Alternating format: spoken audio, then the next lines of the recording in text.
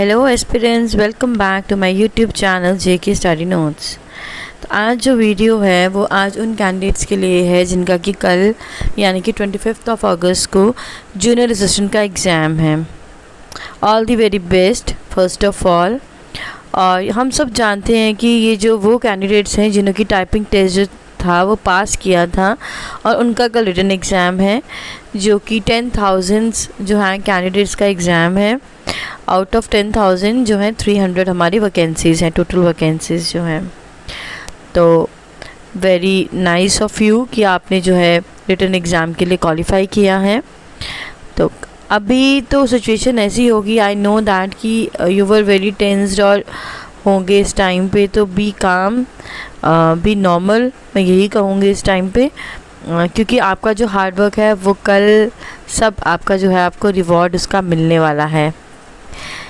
तो मैं सबसे पहले उन एस्पिरेंट्स जो कि फ़र्स्ट टाइम जीकेएसबी का एग्ज़ाम अटेम्प्ट कर रहे हैं, मैं उनको बताना चाहती हूँ कि आपके पास जो है वो admit card plus ID card and photograph, ये जो है इट इज़ मैंडेटरी, आप अभी अपने साथ वो रख सकते हैं। और बॉल पेन जो है वो आपको चाहिए, ब्लू और ब्लैक डजेंट मैटर, बट जो है पेन जो है वो जेल पेन नहीं होना चाहिए। बॉल पेन जो है वही जो है वो आप यूज़ कर सकते हैं ड्यूरिंग एग्ज़ामिनेशन। तो बात करेंगे हम पेपर की। पेपर जो है हमारा वो 80 मार्क्स का होने वाला है विद 80 मिनट्स, है ना। सबको मालूम है जो कि ये एग्ज़ाम प्रिपेयर कर रहे हैं कि 80 मार्क्स विद 80 मिनट्स का जो है ये आपका एग्ज़ाम है कल का।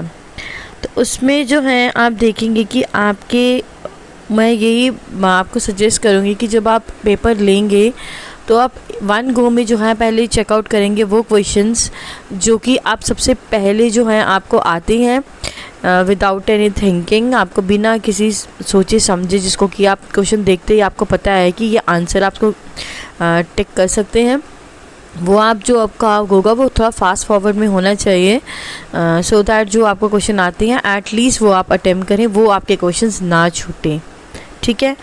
उसके बाद उसमें जो होगा आपका 45 to 50% जो है वो कवर हो जाएगा, है ना। उसके बाद इस चीज़ के लिए भी आप प्रिपेयर रहेंगे कि जो एग्ज़ाम लेवल है आपका वो मॉडरेट टू डिफ़िकल्ट होगा। जैसे कि अभी तक जो लास्ट एग्ज़ाम्स जीकेएसबी की तरफ से आए हैं, पेपर्स हुए हैं, चाहे आप उसमें सुपरवाइज़र कह दो या फाइनेंस अकाउंट असिस्टेंट का कह दो, या पीछे जितने भी एग्ज़ाम्स अभी तक हुए हैं क्लास 4 का कह दो, सब में जो है मॉडरेट टू डिफ़िकल्ट लेवल रहा है। तो उसके लिए आप प्रिपेयर रहेंगे। मॉडरेट में आपके 10-10 आप मान लीजिए कि मॉडरेट का रेशो रहेगा और डिफ़िकल्ट का भी 10-10 रहेगा।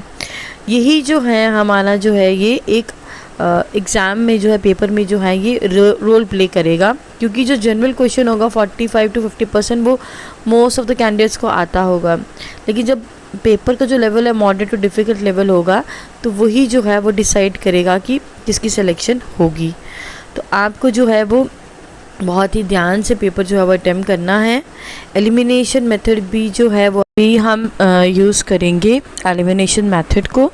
तो एलिमिनेशन मेथड का आपको प्रोसेस पता ही है, जैसे कि आपने देखना है कि क्वेश्चन में जो ऑब्जेक्टिव्स हैं उसमें से आपको कौन से जो हैं ऑब्जेक्टिव्स लगते हैं कि जो बिल्कुल भी रिक्वायर्ड नहीं होने चाहिए थे अकॉर्डिंग टू क्वेश्चन, आप उसको एलिमिनेट करेंगे और बेस्ट आउट ऑफ 4 जो है वो आप उसको आंसर करेंगे, ठीक है। उसके बाद जो है हमारा रिस्क फैक्टर भी रहेगा, वो मैं आपको बताना चाहती हूँ कि रिस्क फैक्टर क्या होता है पेपर में। बेसिकली क्या होता है कि लास्ट के 5 to 10 मिनट्स जो रहते हैं हमारे, जिसमें कि हम जितना हमारा पेपर आ चुका है हम वो अटैम्प्ट कर चुके हैं, और हो सकता है हमने 2 to 3 या 3 to 4 क्वेश्चन जो है वो छोड़ दिए होते हैं, इसलिए क्योंकि हमें समझ में नहीं आ रहा होता कि ये क्वेश्चंस क्या हैं, हम इसको आंसर कैसे करें, चाहे हम उसको एलिमिनेशन मेथड से करें या फिर हम उसको डीप स्टडी के साथ करें, हम उसको समझ में नहीं पाते हैं। वो हमारे रिस्की क्वेश्चंस होते हैं जिनको कि हम टाइम के रहते अगर हमारे पास बच जाता है तो हम उसको अटैम्प्ट कर लेते हैं, लेकिन घर पे आके हम वो सोचते हैं कि हमें वो क्वेश्चंस नहीं अटैम्प्ट करने चाहिए थे, क्योंकि अगर वो हमारे क्वेश्चन गलत हो जाते हैं तो वो कहीं ना कहीं नेगेटिव मार्किंग का रोल प्ले कर लेते हैं। तो ऐसे रिस्की क्वेश्चन से जो हैं वो आपको बचना होगा, ऐसे क्वेश्चन से, ठीक है। तो यही थी मेरे अकॉर्डिंगली एक पेपर की स्ट्रैटेजी। तो all the best for your examination tomorrow. I will be waiting for your comments कि आपका एग्ज़ाम जो है वो कैसा रहा। तो अभी जो भी बच्चे मेरी वीडियो देख रहे हैं, अगर उन्होंने चैनल को सब्सक्राइब किया तो वेल एंड गुड, अगर नहीं किया तो प्लीज़ चैनल को सब्सक्राइब करिएगा, because my channel is very new in YouTube. Just 1 month हुए हैं मुझे भी चैनल स्टार्ट किए हुए, और मैं अपनी तरफ से जो है पूरी कोशिश कर रही हूँ कि मैं ज़्यादा से ज़्यादा जो है ईज़ीएस्ट टू ईज़ीएस्ट ट्रिक्स जो हैं जनरल नॉलेज की आपको प्रोवाइड कर सकूं। और मेरी प्लेलिस्ट में बहुत सारी ट्रिक्स भी हैं जो कि विद इन मंथ मैं कर पाई हूँ, वीडियोस उस पर काम कर पाई हूँ। बेसिकली ये चैनल जो है मैंने जब स्टार्ट किया था तो वो ये माइंड सेटअप रखा था दिमाग में कि जूनियर असिस्टेंट और पटवारी के जो एस्पिरेंट्स हैं उनको हेल्प आउट हो जाएगी। तो अभी तक अगर आपने जूनियर असिस्टेंट के एग्ज़ाम के लिए प्रिपेयर कर रहे थे तो well and good and all the best. But वो कैंडिडेट जो पटवारी के लिए या फिर जो JKPSC के कांस्टेबल एग्ज़ाम के लिए प्रिपेयर कर रहे हैं तो वो चैनल को सब्सक्राइब करें, ताकि आपको जो है ट्रिक्स जो है जनरल नॉलेज की वो प्रोवाइड हो सके। तो all the very best for your exam. Whenever you go for the exam, before going to exam, take blessings of your parents or elders at the home. All the best and good luck.